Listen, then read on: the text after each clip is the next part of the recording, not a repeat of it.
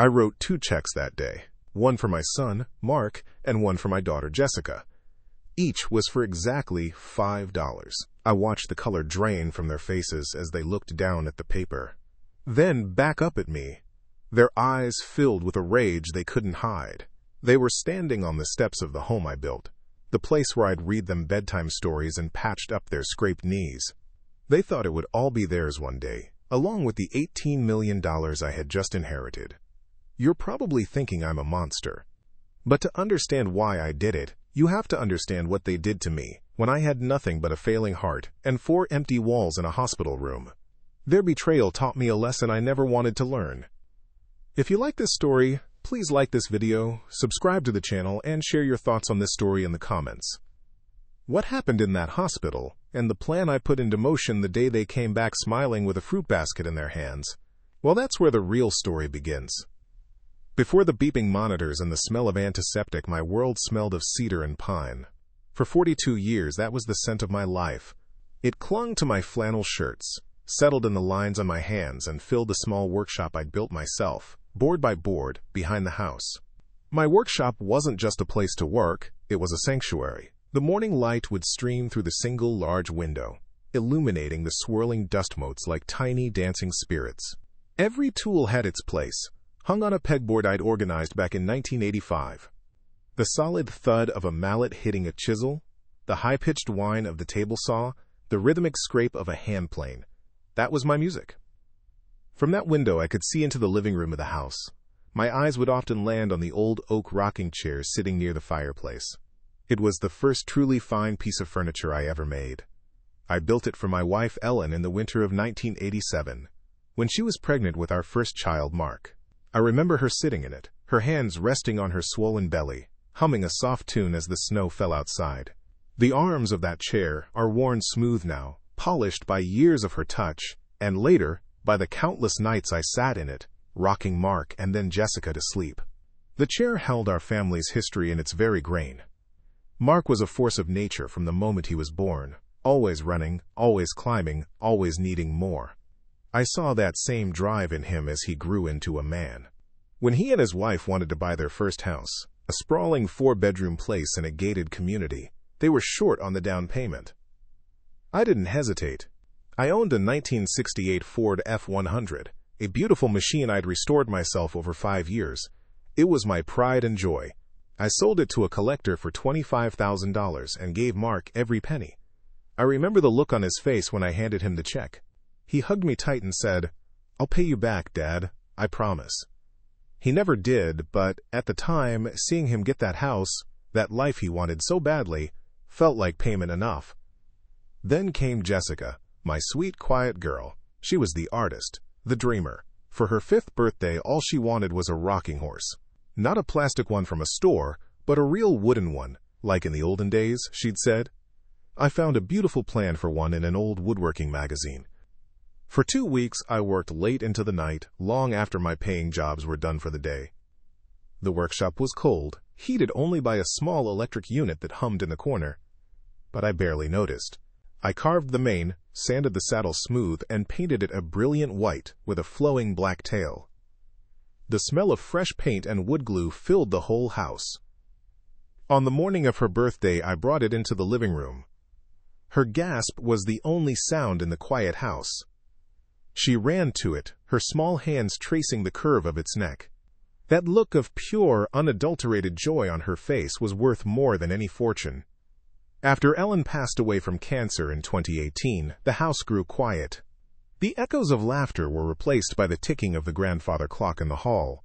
Mark and Jessica were busy with their own lives, their own families. Their calls became less frequent. A text on my birthday, a quick 5-minute call on Christmas. I understood. They were building their own worlds, just as I had built mine. I'd spend my evenings in that old oak rocking chair, a cup of black coffee in my hand, looking at the photos on the mantelpiece. Ellen and me on our wedding day. The 4 of us at the Grand Canyon, the kids squinting in the sun. Each photo was a little anchor to a time when our family felt like an unbreakable circle. My life was simple. I'd wake at 5:30 a.m., make coffee, and head to the workshop. I'd work until dusk, my body tired but my mind at peace. I had my routines, my memories, and the quiet comfort of the home I'd shared with the love of my life. I had enough money from my pension and the small furniture commissions I took on. I didn't need much. I had my health. Or so I thought. The day it happened was a Tuesday in April. The air was crisp, and the scent of freshly cut grass drifted in from the neighbor's yard. I was in the workshop, finishing a set of bookshelves, when a strange tightness bloomed in my chest. It wasn't a sharp pain, just a heavy, persistent pressure, like a fist clenching around my heart. I dropped my sander, the noise startling in the sudden silence. My left arm went numb. I stumbled into the house, reaching for the phone on the kitchen wall, my breath coming in short, ragged gasps. The last thing I remember was the cool linoleum of the floor against my cheek and the sight of that oak rocking chair, standing silent and empty across the room. I woke up to a world that was pale green and smelled of bleach. The steady, rhythmic beep of a machine next to my bed was the only constant. It was a sound that had no memory, no warmth. It was the opposite of the familiar thud of my mallet on wood. For a few disoriented moments, I didn't know where I was. Then, a nurse with kind but tired eyes came in. "Mr. Albright," she said softly, "you gave us quite a scare. You had a major heart attack. You're at St. Mary's." The words hung in the sterile air, feeling like they belonged to someone else. Once she left, the silence pressed in, broken only by that relentless beeping. My first thought was of my children. They needed to know. I fumbled for the phone on the rolling table beside me, my fingers clumsy and weak. I called Mark first. The phone rang 3 times before he picked up, his voice a burst of stressed energy. "Dad, is everything okay?" I explained, my own voice sounding thin and reedy. I told him about the heart attack, the hospital, the surgery they were planning. There was a pause on the other end, filled with the faint clicking of a keyboard. "Wow. Dad, that's terrible," he said, but his tone was distant, distracted. "Listen, I'm absolutely swamped here. We've got quarterly reports due Friday, and it's a madhouse. I'll try my best to get out there this weekend." Try. The word landed like a small, cold stone in my gut. I told him I understood and hung up. I stared at the acoustic tile ceiling, telling myself he was a busy man with a demanding job and a family to support. He was just being responsible. Next I called Jessica. Her voice was lighter but just as rushed. "Oh, Dad, a heart attack? My goodness!" I could hear the chaos of her life in the background, a television blaring, a child shouting for juice. I explained the situation again. "Oh, that's just awful," she sighed, and for a moment I thought I heard genuine concern. But then it came. "The thing is, the kids have back-to-back soccer practice all week. It's picture day on Thursday, and then there's the bake sale for the school on Saturday. It's just an impossible schedule right now. Let me see if I can move some things around next week." I pictured her calendar, a grid of obligations and appointments where her father was now a square to be squeezed in, if possible. I mumbled something about not wanting to be a bother, and we said our goodbyes. The first few days bled into one another. The weekend came and went. Mark never showed up. His text message arrived at 9 p.m. on Sunday night. "Hey, Dad, got totally buried in work. This week was a killer. Hope you're feeling better." That was it. No call. No promise to visit the next weekend. Just a few typed words on a tiny screen. Jessica didn't call at all. The flowers on my bedside table were from my neighbor, Mrs. Gable. The get well card was from my old crew at the construction site I'd retired from 10 years ago. From my own children, there was only silence. I'd lie awake at night, watching the city lights paint shifting patterns on the wall, and I'd pull out my worn leather wallet. Inside was a faded photograph from 1999, taken at Ocean City. Ellen was laughing, her hair blowing in the wind. A 7-year-old Mark was proudly holding up a plastic shovel, and a 5-year-old Jessica was busy burying my feet in the sand. I remembered the feeling of her small, determined hands, the warmth of the sun, the salty air. We were a unit then. Unbreakable. I traced their tiny faces with my thumb and wonder where those people went. On the 10th day, Jessica finally called.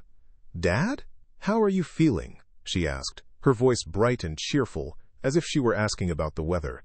I told her I was weak, but stable. "That's great," she said quickly. Then she hesitated for a fraction of a second. "Hey, I was just thinking. I know it's a weird time to ask, but did you remember to pay the homeowner's insurance premium? I think it's due on the 15th. With everything going on, I just don't want it to lapse." I held the phone, the plastic suddenly feeling heavy and cold against my ear. She wasn't thinking about my heart. She was thinking about the house. About the asset. In that moment, the beeping of the monitor beside me seemed to grow louder, each pulse a confirmation of a truth I no longer wanted to ignore. I took a slow breath, the sanitized air filling my lungs. "Yes, Jessica," I said, my voice perfectly even. "It's on autopay. It's all taken care of." We hung up a few seconds later. I placed the phone back on the table with a steady hand. The pain in my chest, the one from the surgery, was a dull, manageable ache. But a new feeling was spreading through me now. It wasn't sadness. It was a sharp, cold clarity. A deep, profound stillness. It didn't hurt. It was just empty. And in that emptiness, something hard began to form. The fruit basket sat on the coffee table between us, a monument to their hypocrisy. It was wrapped in crackling cellophane, and the smell of overripe melon and waxy apples filled the small living room. A scent so artificial, it felt like an insult to the natural cedar that usually permeated the air. Mark took a loud sip of his coffee from the blue mug, the one with a chip on the rim he'd made himself when he was 9. Jessica fidgeted with a loose thread on her designer jeans, her eyes darting around the room, cataloging every scuff on the floorboards, every faded patch on the floral sofa. They were trying to act casual, but a nervous energy radiated from them, a predatory stillness. "We were just so worried, Dad," Jessica began, her voice dripping with a sweetness I now recognized as poison. "When we heard you were home, we just dropped everything. I thought of the 2 weeks of silence, of the unanswered calls from a hospital bed, and I almost laughed. Instead, I just nodded, my hands wrapped around my own warm mug. I let the silence stretch, forcing them to fill it. Mark cleared his throat, placing his mug down with a decisive click. He was never one for patience. "Dad, we need to be practical about this. You had a major health scare. You can't be living here alone anymore. It's not safe." He said the word, safe, as if he were closing a business deal, stripping it of all warmth and concern. "What are you suggesting, Mark?" I asked, my voice calm even. I wanted to hear them say it. I needed to hear the words come out of their own mouths. "Well," Jessica chimed in, leaning forward as if sharing a wonderful secret. "We found this incredible place. It's called The Willows. It's more like a resort than a you-know. They have beautiful apartments, chef-prepared meals, round-the-clock medical staff. You'd have friends your own age. Activities." She painted a picture of a gilded cage, a place where I would be stored, managed, and forgotten. I looked past her, my gaze landing on the old oak rocking chair by the cold fireplace. I could almost see Ellen sitting there, her knitting needles clicking softly, the scent of her lavender perfume in the air. That chair was more a part of me than my own bones. "And what about my house?"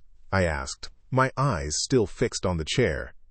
Mark sighed, the sound of a man burdened by his father's foolish sentimentality. "Dad, let's be realistic. This house is old. The upkeep alone is a nightmare. And the workshop." He gestured dismissively toward the back of the house. "That thing is a liability. It's sitting on prime real estate. We had a guy come by last week, a developer. He said this lot alone is worth a fortune. We could sell it, invest the money for your care, and still have a substantial amount left over. A guy came by last week. While I was lying in a hospital bed, convinced my own children had forgotten I existed, they were having my life appraised.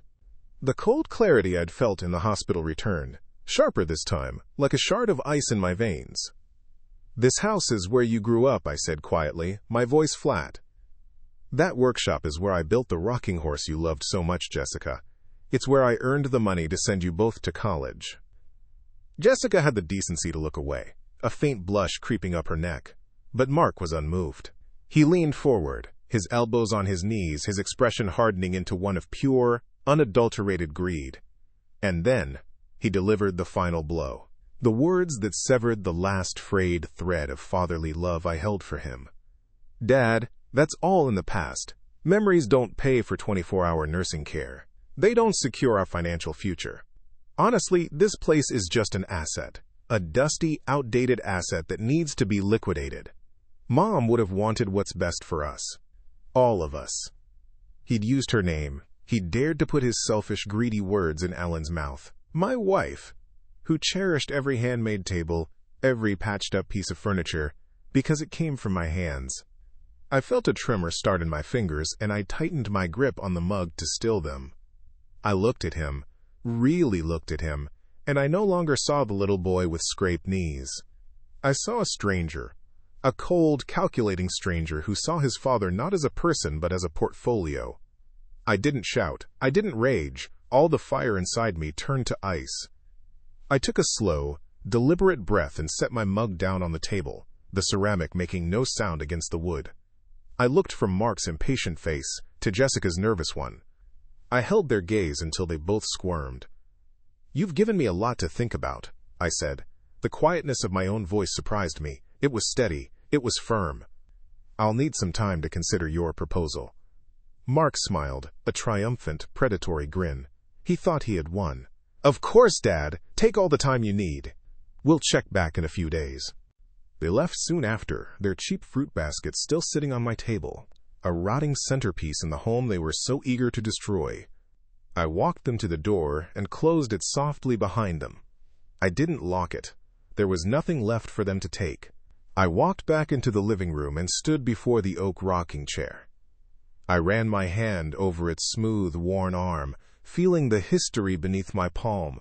They saw an asset, a relic. They were about to learn what a man with nothing left to lose could build with a broken heart and a clear mind.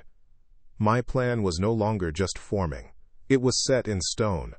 As the front door clicked shut, the sound was unnervingly final. It wasn't a slam of anger, but the soft, mechanical sound of a lock engaging, of a chapter ending.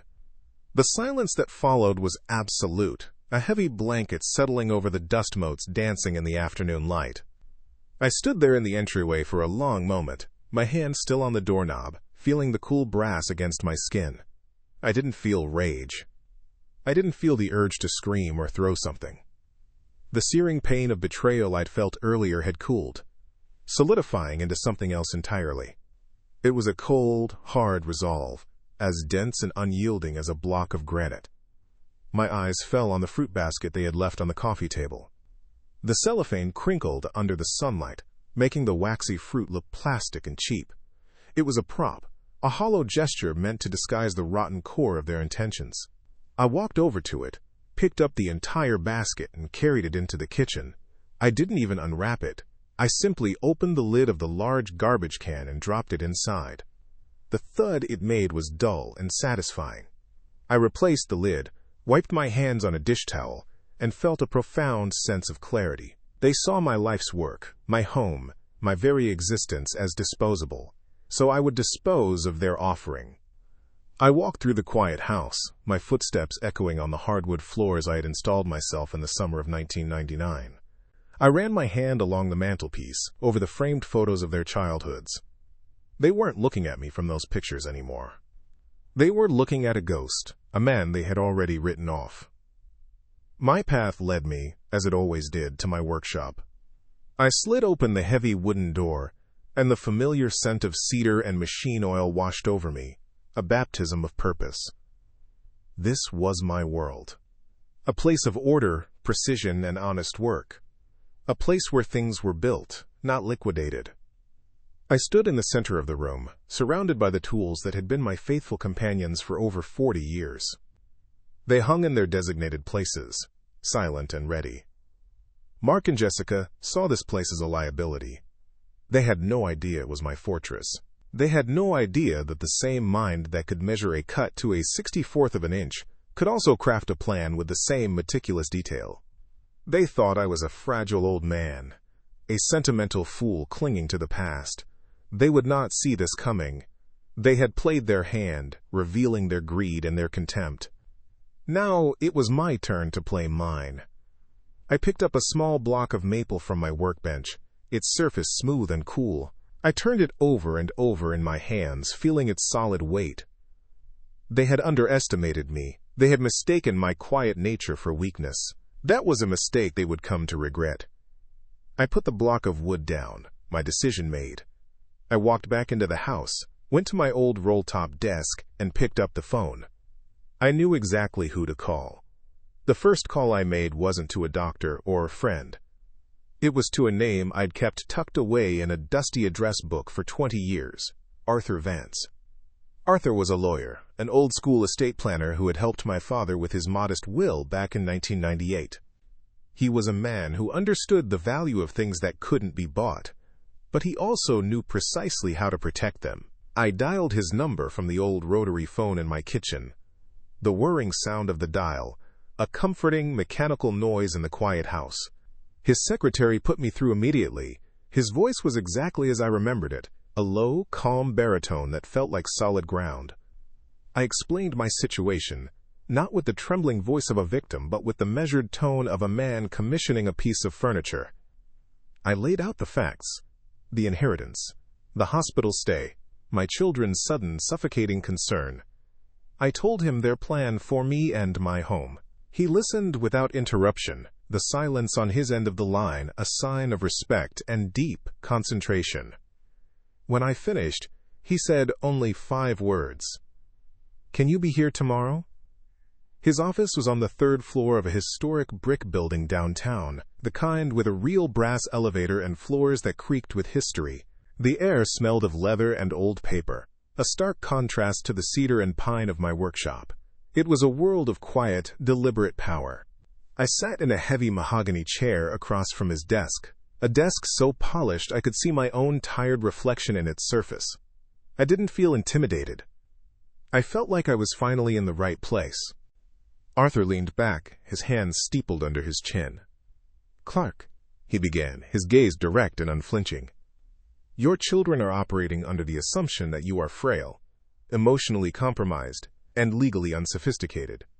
We will use that assumption against them. Our first step is to build a fortress, a legal one."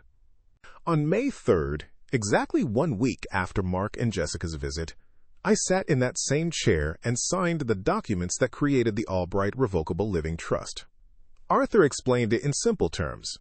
The trust was now the legal owner of all my assets, my house, my workshop, my savings, and every single cent of the $18 million. I was the trustee, meaning I had absolute and total control over everything for as long as I lived. The cost for this peace of mind was a flat fee of $4,500, which I paid from my old savings account. It was the best money I'd ever spent. We also drafted a new will, one that was clear, concise, and ironclad. It named the trust as the sole beneficiary. Finally, I signed a new durable power of attorney, naming Arthur as my agent, effective only if 2 separate physicians declared me mentally incapacitated.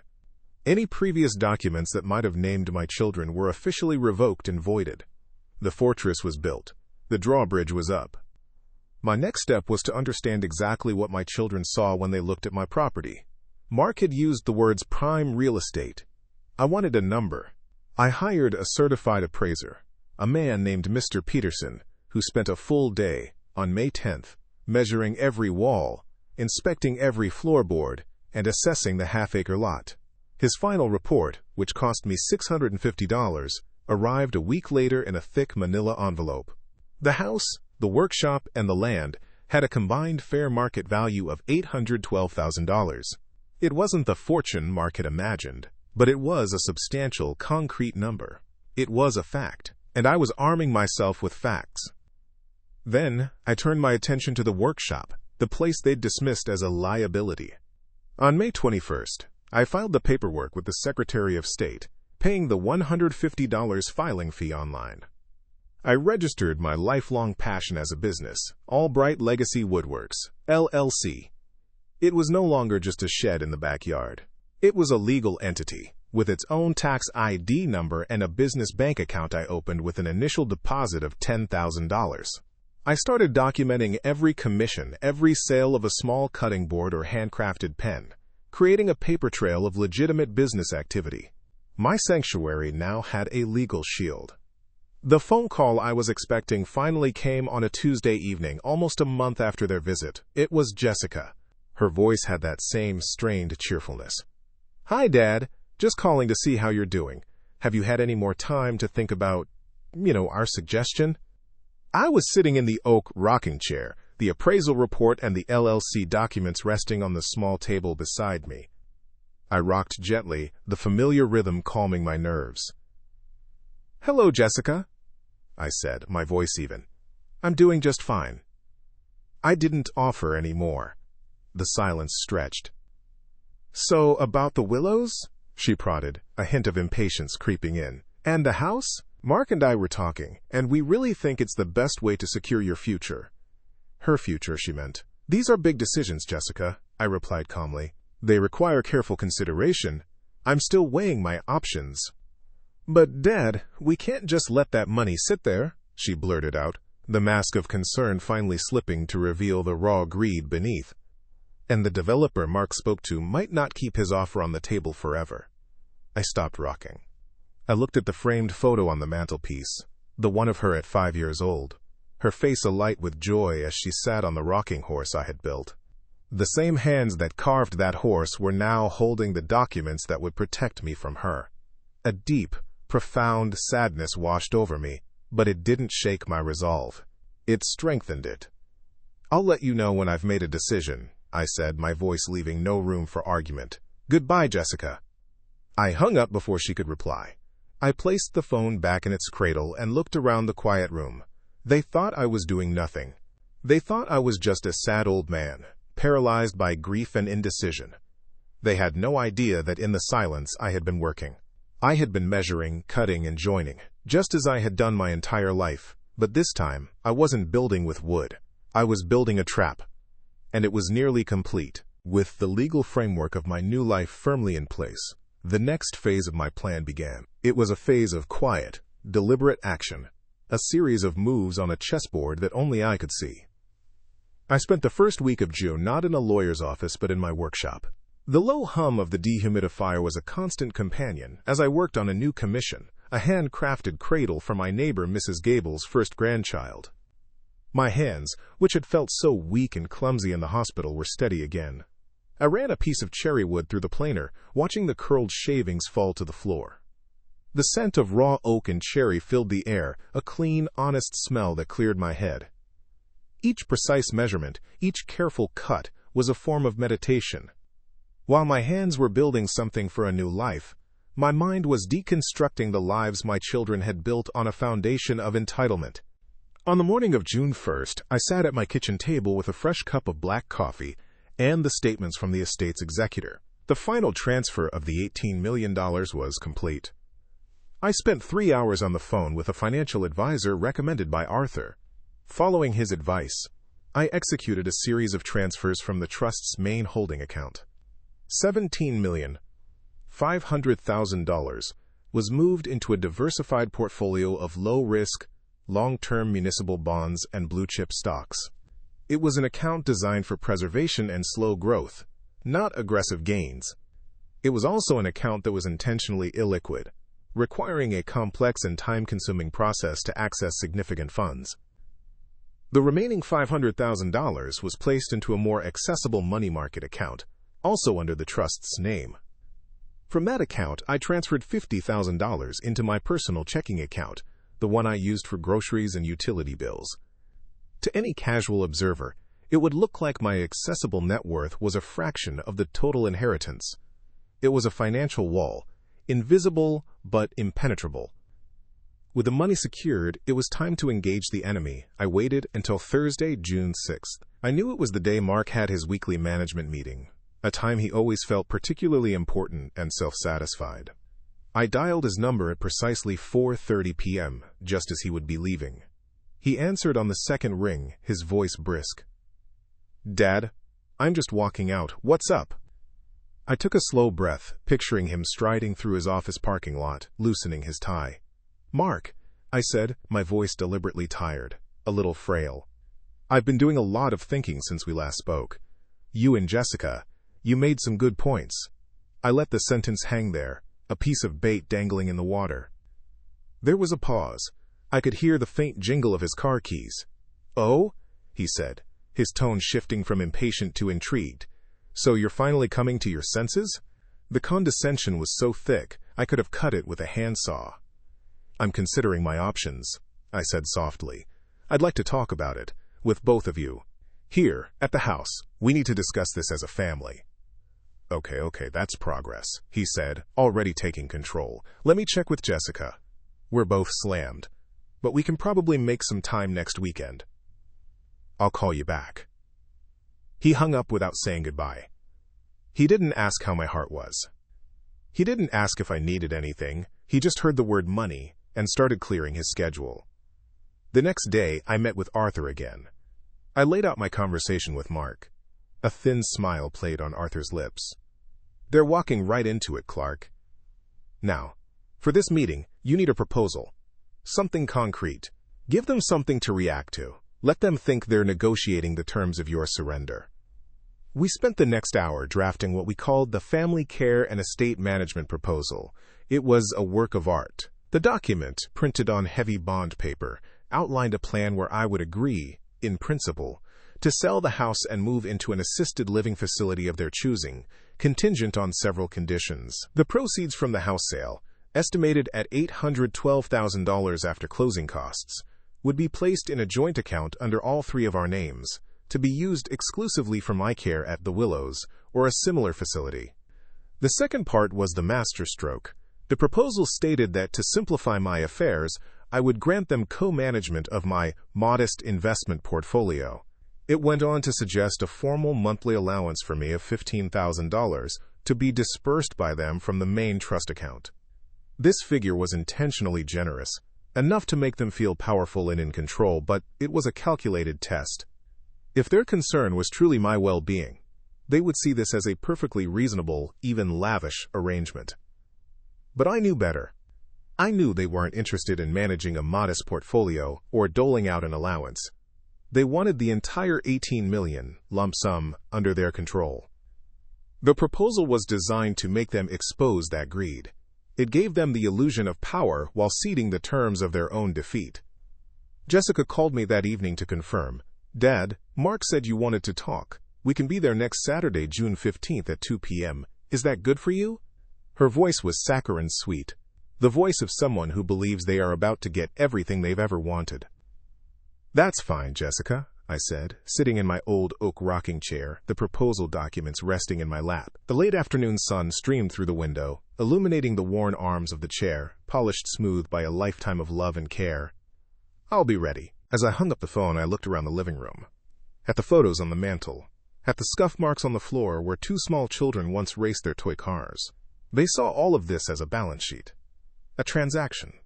They had forgotten that a home is not just an asset, a family is not a corporation. And a father's love, once broken, can be reforged into something else entirely. Something colder, harder, and far more patient than they could ever imagine. The stage was set. The actors had their scripts. All I had to do was wait for the curtain to rise. The grandfather clock in the hall struck 2, its deep, familiar chimes echoing through the house. I had made coffee, the rich, dark aroma filling the kitchen, but I hadn't set out any cups for them. This wasn't a social visit. It was a business meeting, and they had scheduled it on my turf. I sat in the oak rocking chair, my back straight, a manila folder resting on my lap. The afternoon sun cast long shadows across the living room floor, illuminating the worn patches on the rug where they used to play. The house was clean, quiet, and felt entirely my own. The doorbell rang precisely at 2:03 p.m. They were late, a small but telling assertion of their perceived importance. I opened the door, and they swept in, bringing a gust of expensive perfume and restless energy with them. Mark was already on his phone, tapping out a message. Jessica gave me a quick air kiss near my cheek that didn't land. "Dad, you're looking better," she said, her eyes already scanning the room, as if checking for dust or decay. "I feel fine," I said, closing the door and gesturing toward the sofa. "Please, sit."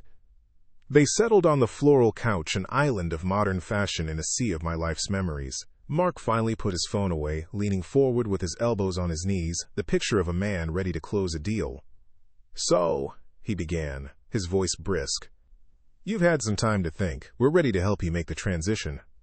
I've already spoken to the director at the Willows. They have a corner unit opening up on the 1st of August. I didn't respond immediately. I let the silence hang in the air, a third presence in the room. Then, I opened the folder on my lap. I slid 2 copies of the Family Care and Estate Management proposal across the coffee table. "I've put together some thoughts," I said calmly. "I'd like you to read this." Jessica picked up her copy first, a flicker of confusion in her eyes. Mark snatched his brow furrowed as he scanned the first page. I watched their faces, a fascinating study in shifting emotions.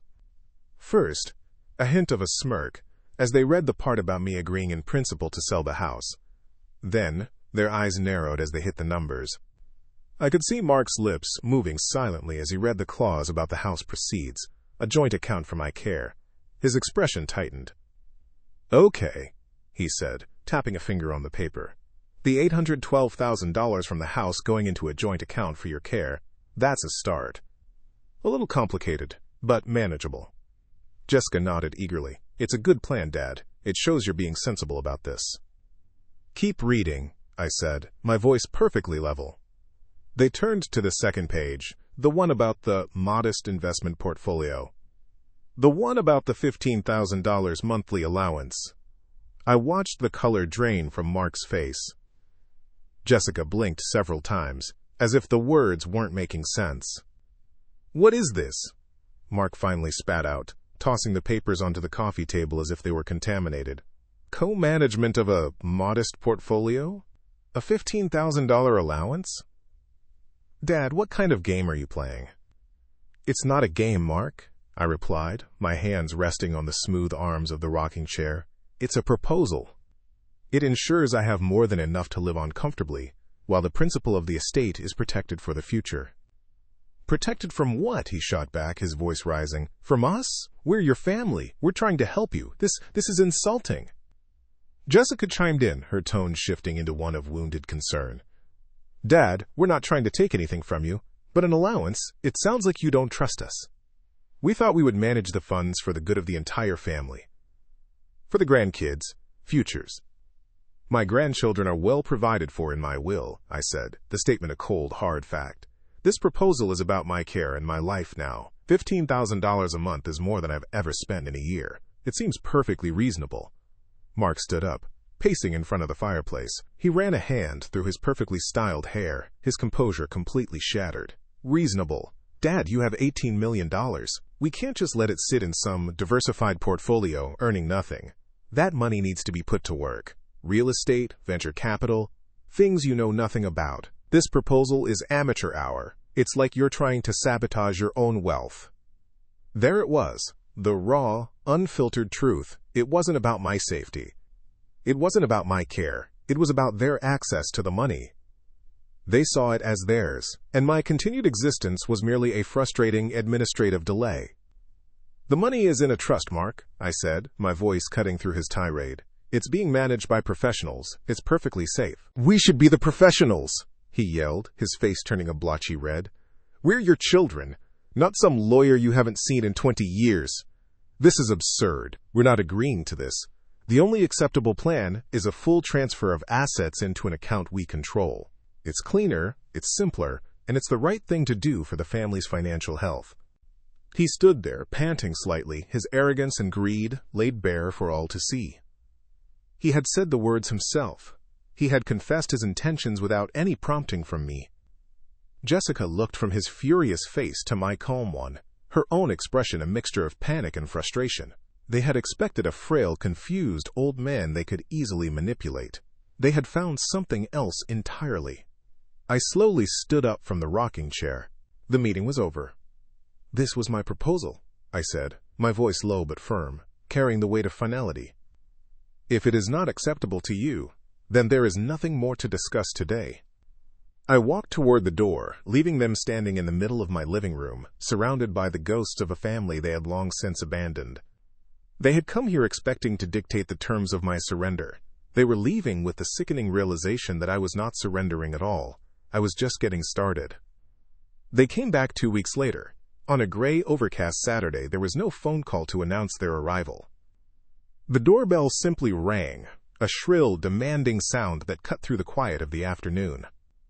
When I opened the door, they were standing there, not with smiles or gifts, but with grim, resolute expressions. Mark held a thick, cream-colored envelope in his hand like a weapon. Jessica stood slightly behind him, her arms crossed, a pained, self-righteous look on her face. They didn't wait for an invitation. They pushed past me into the living room. "We need to talk, Dad," Mark said, his voice cold and devoid of any warmth. He tossed the envelope onto the coffee table. It landed with a heavy slap. "This is a copy of a petition we filed with the court yesterday. We're seeking conservatorship." Jessica stepped forward, her voice taking on a tone of rehearsed sympathy. "We didn't want it to come to this. We really didn't. But after our last conversation, it's clear you're not thinking rationally. You're being influenced by, well, we don't know who. This is for your own protection." I looked from her face to Mark's, then down at the envelope. Conservatorship. The legal term for stripping a person of their autonomy, for declaring them unfit. They were trying to have me legally erased. I felt a strange sense of calm settle over me. The final piece of their character had just clicked into place. They weren't just greedy, they were ruthless. "The judge will see it our way," Mark continued, his confidence swelling as he mistook my silence for shock.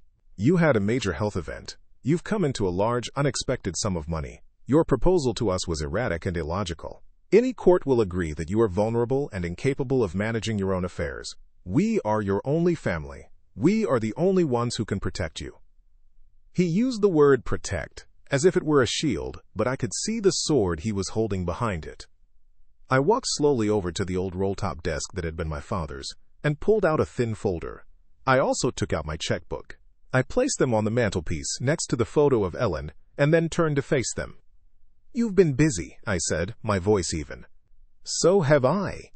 I paused, letting my gaze rest on each of them. "You see, when you were having my property appraised behind my back, I was meeting with a lawyer, an old friend of the family named Arthur Vance. On May 3rd, nearly 6 weeks before you filed this petition, I established the Albright Revocable Living Trust." I watched their faces. The word trust hit them like a physical blow. Mark's confident smirk faltered. Jessica's eyes widened. "All of my assets," I continued, my voice steady and clear, "the house, the workshop, my savings, and all $18 million of my inheritance, were legally transferred into that trust. I am the sole trustee, which means I, and I alone, have complete control over everything. Your petition is meaningless. You cannot seek conservatorship over assets I do not personally own. The trust owns them." Mark's face was turning a dark, mottled red. "You can't do that," he stammered. "We'll challenge it. We'll say you were coerced." "By whom?" I asked softly. "By Arthur Vance, one of the most respected estate attorneys in the state. Furthermore, my workshop, which you called a liability, is now Albright Legacy Woodworks, LLC, a registered business with its own accounts. You can't touch it." I let that sink in before delivering the final blow. "And, just in case you tried exactly this, I also signed a durable power of attorney, naming Mr. Vance as my agent, effective only upon the signed, notarized declarations of 2 independent physicians stating I am mentally incapacitated. Your petition, based on your own self-serving opinions, holds no water." The room was silent, save for the ticking of the grandfather clock. The trap had sprung. They were caught. And they knew it. The color drained from their faces, leaving them pale and slack-jawed. They looked from me to the useless envelope on the table, the full scope of their defeat dawning on them. "I've been thinking a lot about family," I said, walking over to the desk and picking up the checkbook, "and about inheritance." I sat down in the oak rocking chair, the familiar wood a comfort at my back. I opened the checkbook, uncapped a pen, and wrote. The scratch of the nib on the paper was the only sound. I wrote 2 checks. I signed each one with a firm, steady hand. I stood up and walked over to them. I held out the checks. "You wanted your inheritance. You were so concerned about the family's financial future. So I've decided to give it to you now." Mark snatched his check from my hand. Jessica took hers with trembling fingers. I watched them as they looked down at the paper. I saw the moment their brains registered the number. Pay to the order of Mark Albright, $5.00 Pay to the order of Jessica Albright, $5.00 Jessica looked up at me, her eyes filled with a mixture of disbelief and pure, unadulterated hatred. Mark just stared at the check, his mouth opening and closing silently, like a fish gasping for air. "That," I said, my voice dropping to a quiet, final tone, "is the exact value of the love and respect you have shown me. Get out of my house." They left the checks on the coffee table, two small, rectangular insults. They didn't slam the door on their way out. There was no shouting, no final curse. There was only a stunned, defeated silence, followed by the soft click of the front door closing. I stood there in the living room, the quiet wrapping around me not like a shroud, but like a warm blanket. For the first time in months, the house didn't feel empty. It felt clean. I picked up the two checks and the copy of their legal petition. I walked to the fireplace, crumpled the papers into a tight ball, and tossed them onto the grate. I struck a single match and watched as the flames caught, turning their greed and malice into gray, weightless ash that drifted up the chimney and disappeared forever. My life didn't become a whirlwind of exotic travel or lavish spending. That was never me. Instead, it settled into a new rhythm, one of my own making. I wake up at 5:30 a.m., just as I always have, but now the first thing I do is open the windows to let the cool morning air sweep through the house, carrying the scent of pine from the woods behind my property. The workshop, now officially Albright Legacy Woodworks, LLC, is busier than ever. I hired two young apprentices from the local community college's trade program, a boy and a girl with eager hands and a genuine passion for the craft.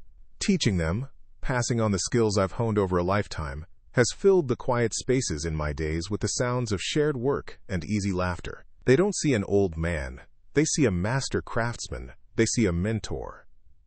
With Arthur's help, I established a foundation in my wife's name. The Ellen Albright Grant provides a full scholarship and a tool stipend, totaling $25,000 each, to two students every year who choose to pursue a career in the skilled trades instead of a traditional 4-year university.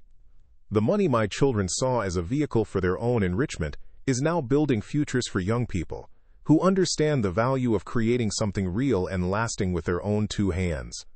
It feels right. It feels like something Ellen would have loved. Some evenings, I sit in the old oak rocking chair, a cup of coffee in my hand. For so long, that chair was a place of painful memory, a symbol of my sacrifices for children who threw it all away. I would sit there and remember rocking them to sleep, their small, trusting bodies curled against my chest, and the memory would feel like a knife twisting in my gut. But it doesn't anymore. Now, when I run my hand over its worn, smooth arms, I feel something different. I feel my own strength, my own history. This chair wasn't just for them. It was the first masterpiece I ever created, a testament to my skill and my love. It survived, just like I did. It is a symbol, not of what I lost, but of what I am. A builder, a creator, a man who built his own life, and when it was threatened, rebuilt it stronger than before. I am no longer waiting for a phone call. I am no longer defined by their absence. I am simply here, in the quiet comfort of my home, at peace. If you liked this story, don't forget to leave a like, subscribe to the channel, and write in the comments what you thought. I really want to know your opinion. Here you will always find stories that move, surprise, and bring lessons to take with you for life. In the end, the $18 million was just paper. A powerful tool, yes, like a sharp chisel or a well-balanced saw, but a tool nonetheless. It can be used to build something beautiful, or it can be used to tear something down. My children only saw it as a prize to be won, a shortcut to a life they felt entitled to but had never earned. They never understood that true wealth isn't something you inherit in a single, lucky moment. It's something you build, slowly, day by day, with honest work and a steady heart. The deepest lesson they taught me wasn't about the pain of betrayal, but about the true definition of poverty. They showed me that a person can be surrounded by unimaginable riches and still be utterly bankrupt in character, integrity, and love. Their cruelty was a fire that burned away all the illusions I held. And what was left, in the ashes, was the hard, undeniable truth. That truth, while painful, ultimately set me free. It forced me to see that my worth was never defined by their approval or their presence in my life. It was forged in my workshop, measured in the satisfaction of a job well done, and polished by the memory of my wife's smile. You define your own value. You build it yourself, piece by piece, until it's a structure strong enough to withstand any storm. Don't ever let anyone else tell you what you are worth. Your life is your own masterpiece.